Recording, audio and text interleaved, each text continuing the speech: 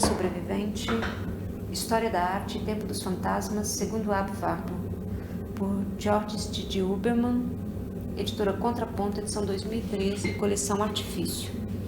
Capítulo 1, A Imagem Fantasma, Sobrevivência das Formas e Impurezas do Tempo. Item 7, Lebensverhegen Resta, A Sobrevivência Anacroniza a História. Página 67 a 73. O renascimento é impuro. A sobrevivência seria a maneira warburgiana de denominar o modo temporal dessa impureza. Apesar de discreta, a expressão restos vitais, Lebensverhegen Resta, em Burckhardt, parece-me decisiva para compreender acima do próprio Warburg o paradoxo e a necessidade de tal ideia. Trata-se do paradoxo de uma energia residual, de um vestígio de vida passada, de uma morte por pouco evitada e quase contínua, fantasmal, em suma, que dá à cultura triunfalmente chamada de renascimento seu próprio princípio de vitalidade. Mas, de que vitalidade, de que temporalidade se trata exatamente? Em que a sobrevivência impõe um modo específico, fundamental de compreender a vida das formas e as formas do tempo, que nessa vida exibe? Nessa hipótese de leitura, será que para além da evocação burckhardiana dos restos vitais, a Nachleben Warburg nasce ou fornece um modelo de tempo próprio das imagens, um modelo de anacronismo que rompe não apenas com as filiações vasarianas, esses romances familiares, e com as nostalgias winckelmannianas, essas elegias do ideal, mas também com todas as suposições usuais sobre o sentido da história. Assim, segundo Warburg, a Nachleben introduz toda uma teoria da história. É no cotejo com o hegelianismo, no final das contas, que devemos julgar ou avaliar tal conceito. Nota 212. Lembrando que todas as notas serão lidas no final do capítulo. Constatamos, para começar, que o próprio Warburg via na sobrevivência da antiguidade um problema capital, Hauptproblem, para toda a sua pesquisa. Foi o que atestaram seus colaboradores e amigos mais íntimos, como Fritz Saxel, ou ainda Jacques Manson. Nota 213. Cita: a biblioteca fundada em Hamburgo pelo professor Warburg distingue-se entre todas as bibliotecas por não ser consagrada a um ou vários campos do saber humano, por não entrar em nenhuma das categorias habituais, tanto gerais quanto locais, e sim ter sido formada, classificada e orientada com vistas à solução de um problema, ou melhor, de um vasto conjunto de problemas conexos. Esse problema foi o que preocupou Ab Warburg desde a juventude, o que realmente representava a antiguidade para o homem do Renascimento. Qual era a sua significação para ele? Em que domínios e por que caminhos ela havia exercido sua influência? As perguntas assim formuladas não eram para ele uma questão apenas artística e literária. O Renascimento não evocou em seu espírito somente a ideia de um estilo, mas também e principalmente a ideia de uma cultura. O problema da sobrevivência e do renascimento do antigo era um problema tanto religioso e social quanto artístico. Nota 214, fim da citação. A atual classificação da Biblioteca Warburg atesta também uma obsessão. Cada sessão importante, ou quase, começa com uma obsessão sobre a sobrevivência da antiguidade, sobrevivência dos deuses antigos, dos saberes astrológicos, das formas literárias, dos temas figurativos e etc. Os volumes de conferências, Voltage der Bibliothek Warburg, publicado entre 1923 e 1932 por Fritz Saxel, também trazem a marca constante desse problema. A simples abertura do primeiro volume, vemos, lado a lado, um artigo sobre Dürer como intérprete da antiguidade por Gustave Pauli e um estudo de Helmut Ritter sobre as sobrevivências helenísticas na magia árabe. A famosa conferência de Ernest Cassirer sobre o conceito de forma simbólica e um ensaio de Adolf Goldschmidt sobre a sobrevivência das formas antigas na Idade Média, Das Nachleben der Antike Formen in Mittelalter. Nota 215. todo o esforço bibliográfico do Instituto Warburg finalmente convergiria para a edição de 2 volumes consagrados apenas ao problema da sobrevivência da antiguidade, nota 216. Mas, será que o problema era tão novo assim? O neoclassicismo de Winckelmann e seus seguidores já não tinha projetado na antiguidade Altertum, até mesmo no presente vivo, Gegenwart, dos homens do século XIX, nota 217. Ernest Gombrich insistiu na influência de um texto de Anton Springer, o primeiro capítulo do seu livro Bilder aus der neuen Kunstgeschichte, publicado em 1867 sobre a sobrevivência da antiguidade na Idade Média, Das Nachleben der Antike im Mittelalter. Na margem de uma passagem em que Springer falava do antigo drapeado como um instrumento perfeito de expressão, Warburg indicou seu sentimento ou assentimento com um lacônico bravo. Nota 218. Com certeza, Warburg tinha um conhecimento muito preciso de toda a literatura histórica relativa ao problema da tradição antiga. Mas esse conhecimento, do nosso ponto de vista, marca ainda mais fortemente a diferença que devia separar sua própria ideia da Nachleben de todas as que, sob diversas denominações, podiam circular em sua época. Nota 219. Então, em que podia a sobrevivência, segundo Warburg, romper com todas as que haviam precedido ou que lhe eram contemporâneas? Essencialmente, em não ser passível de superposição a nenhuma periodização histórica. A Nachleben de Springer simplificava a história, periodizando-a, permitia manter uma antiguidade diminuída em suas sobrevivências medievais, em oposição à antiguidade triunfal do Renascimento. A Nachleben Warburg era um conceito estrutural, dizia respeito tanto ao Renascimento quanto à Idade Média. Cada período tem o renascimento da antiguidade que merece. Zeit de Renaissance der Antike, die sie verdient, escreveu. Nota 220. Mas poderia ter afirmado simetricamente que cada período tinha as sobrevivências que merecia, ou melhor, que lhe eram necessárias, e, em certo sentido, que lhe eram estilisticamente subjacentes. Perdoe a pronúncia do alemão, eu não conheço o idioma, portanto, certamente está incorreto. A sobrevivência, segundo Warburg, não nos oferece nenhuma possibilidade de simplificar a história. Impõe uma desorientação temível para qualquer veleidade de periodização. É uma ideia transversal a qualquer recorte cronológico. Descreve um outro tempo, assim desorienta, abre, torna mais complexa a história. Numa palavra, ela a anacroniza.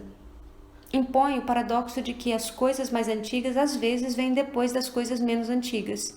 Assim, a astrologia do tipo indiano, a mais remota que existe, encontrou um valor de uso na Itália do século XV, depois de ter sido suplantada e tornada obsoleta pelas astrologias grega, árabe e medieval. Nota 221. Esse único exemplo, longamente desenvolvido por Warburg, mostra como a sobrevivência desnorteia a história, como cada período é tecido por seu próprio nó de antiguidades, anacronismos, presentes e propensões para o futuro. Porque o saber medieval sobreviveu em Leonardo da Vinci? Porque o gótico setentrional sobreviveu ao Renascimento clássico? Já dizia Michelet que a Idade Média era ainda mais difícil de matar por já estar morta há muito tempo. Nota 222. São as coisas mortas há muito tempo, com efeito, que assombram com maior eficácia, da maneira mais perigosa, a nossa memória. Quando faz seu horóscopo, a dona de casa de hoje continua a manipular os nomes de deuses antigos nos quais supõe-se ninguém mais crê. A sobrevivência, portanto, abre a história, o que era a vontade de Warburg quando ele falava de uma história da arte no sentido mais amplo. Wohl zum Bildbildschung Gebiet der Kunstgeschichte in Westensee. Uma história da arte aberta para os problemas antropológicos da superstição, da transmissão das crenças.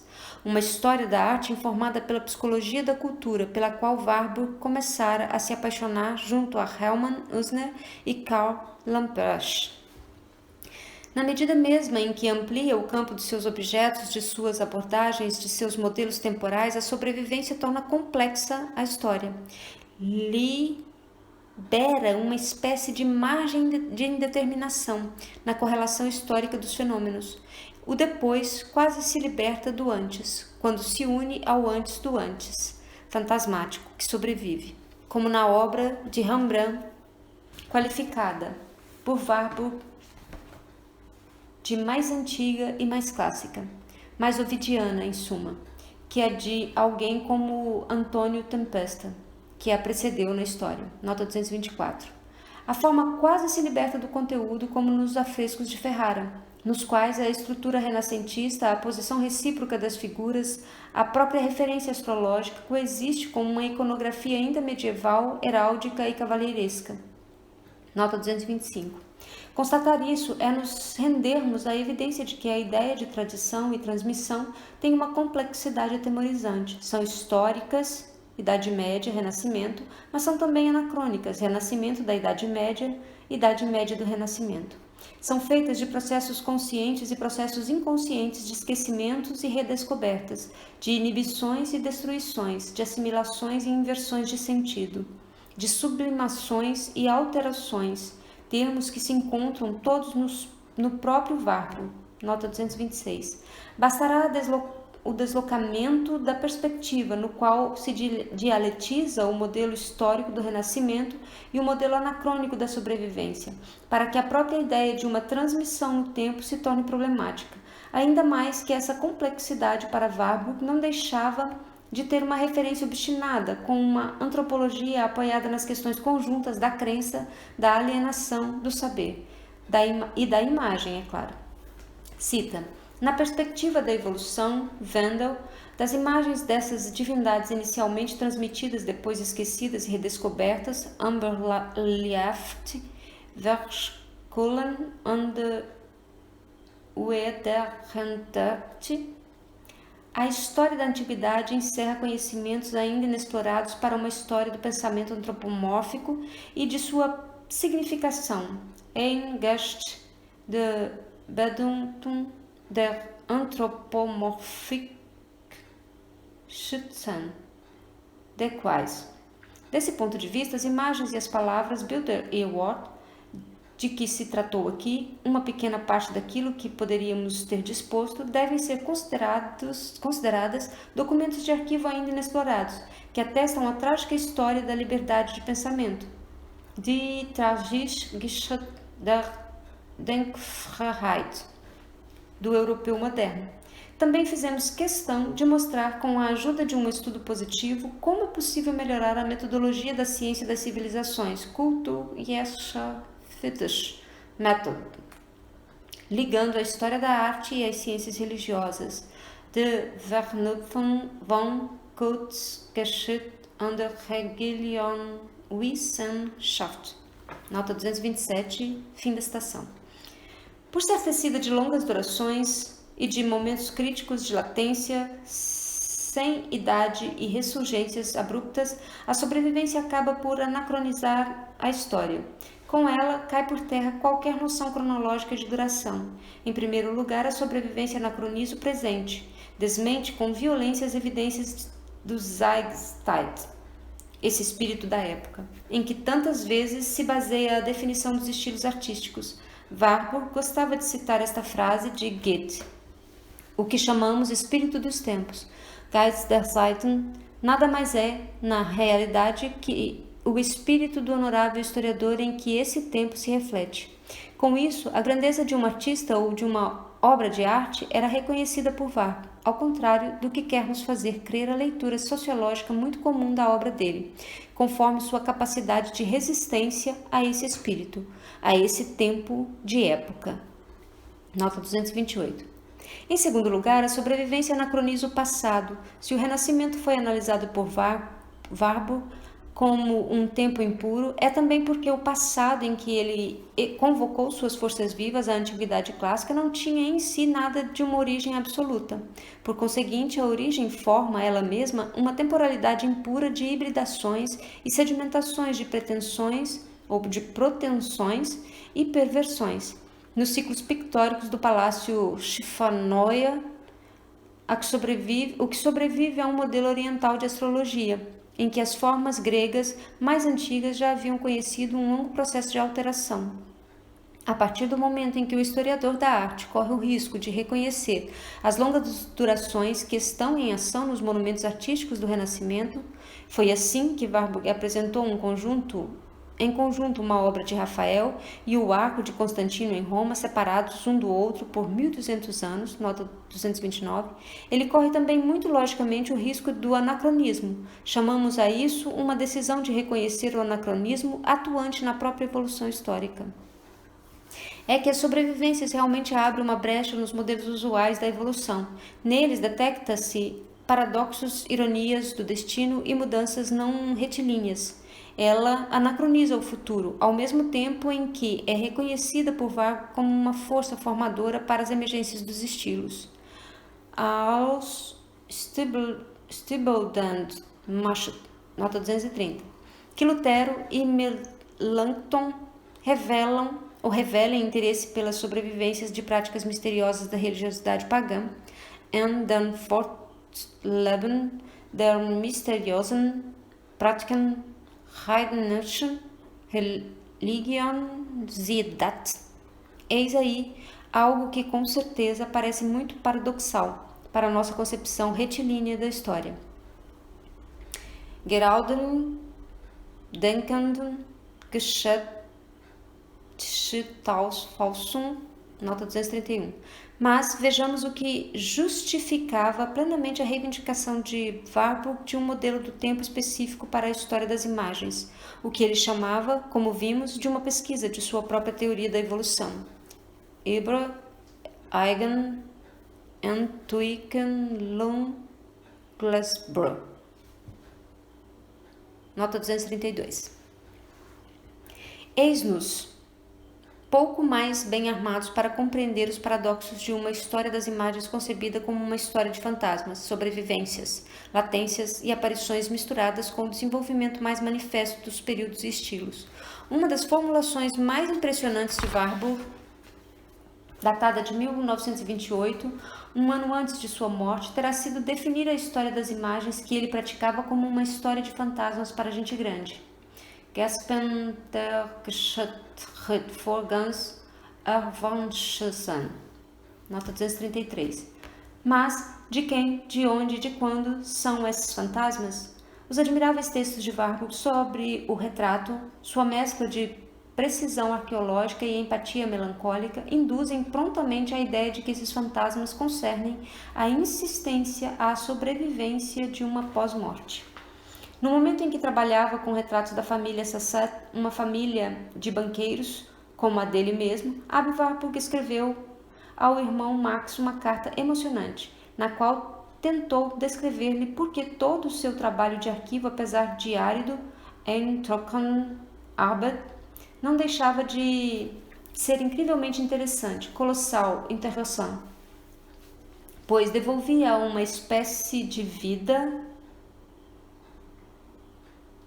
ou até de palpitação essas imagens fantasmáticas, Schmannhaft-Bilder, de seres desaparecidos havia muito tempo, nota 234. A partir disso, podemos compreender melhor a vivacidade paradoxal dos retratos florentinos, ou seja, sua relação física com a morte, e por conseguinte seu poderoso animismo, isto é, sua relação psíquica com o animado, nota 235, ou com o inanimado, melhor dizendo. Acaso não foi nos sarcófagos, esses porta-joias da morte, que os artistas do Renascimento, de Nicola Pisano e Donatello e outros mais, perscrutaram as fórmulas clássicas para representar a própria vida? Essa vida em movimento, que sobrevivia como que fossilizada no mármore dos vestígios romanos? Nota 236. Mas isso não é tudo. Os fantasmas dessa história das imagens também vêm de um passado coativo. São as sobrevivências de um pré-nascimento. Sua análise deveria nos ensinar algo decisivo sobre o que Warburg chamava de formação de um estilo, sua morfogênese.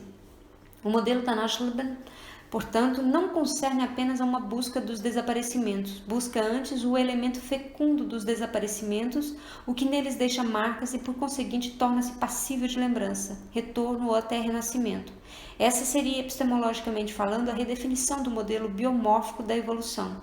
Vida, morte e renascimento, progresso e declínio, ou seja, os modelos postos em circulação a partir de Vasari, já não bastam para descrever a história ou a historicidade sintomal das imagens.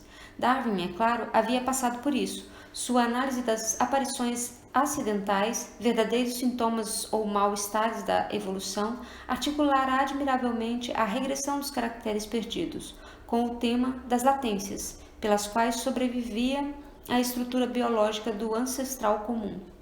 Cita: Todavia, encontramos um caso diferente nos pombos, isto é, a aparição acidental em todas as raças de uma coloração azul ardósia, das duas faixas negras sobre as asas, dos flancos brancos com uma barra na extremidade da cauda, cujas penas são, junto da base, externamente debruadas de branco.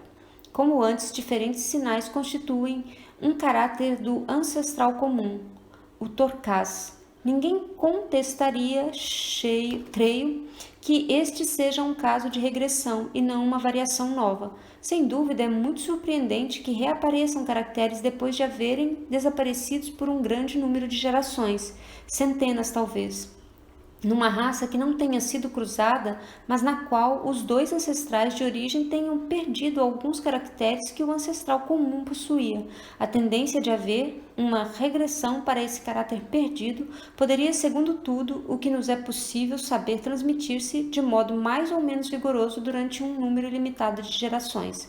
Quando um caráter perdido reaparece numa raça após grande número de gerações, a hipótese mais provável não é que o indivíduo afetado venha subitamente a se assemelhar a um ancestral do qual se separa por muitas centenas de gerações, mas que o caráter em questão já se encontrasse em estado latente nos indivíduos de cada geração sucessiva e, enfim, se houvesse desenvolvido sob a influência de condições favoráveis cuja natureza desconhecemos. Nota 237, fim da citação e fim do 7º item. Espero vocês no 8º item.